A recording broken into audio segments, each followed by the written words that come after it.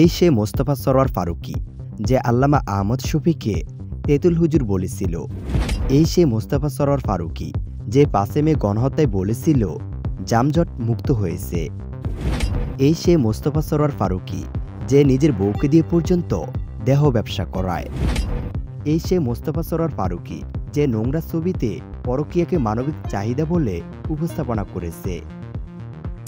মোস্তফা সরোয়ার ফারুকী যে লিঙ্গ ব্যবসা, দেহ ব্যবসা সহ পৃথিবীতে যত রকমের খারাপ কাজ আছে বাংলাদেশে সেগুলোর পক্ষে সে অগ্রণী ভূমিকা রেখেছে। এমন একজন নিকৃষ্ট মানুষকে কিভাবে উপদেষ্টা হিসেবে নিয়োগ দিতে পারে উপদেষ্টা সরকার? এমনকি মোস্তফা সরোয়ার ফারুকীর বিরোধিতা করায় চট্টগ্রাম থেকে গ্রেপ্তার করা হয় ৫ জন মাদ্রাসা শিক্ষার্থীকে।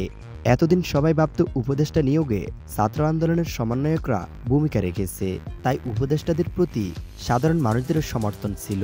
কিন্তু এখন দেখা যাচ্ছে জনগণের মতের বিরুদ্ধে গিয়ে এমন সব উপদেষ্টা নিয়োগ দেওয়া হচ্ছে যাদের ব্যাপারে সমন্বয়করা পর্যন্ত ক্ষিপ্ত হয়ে আছে।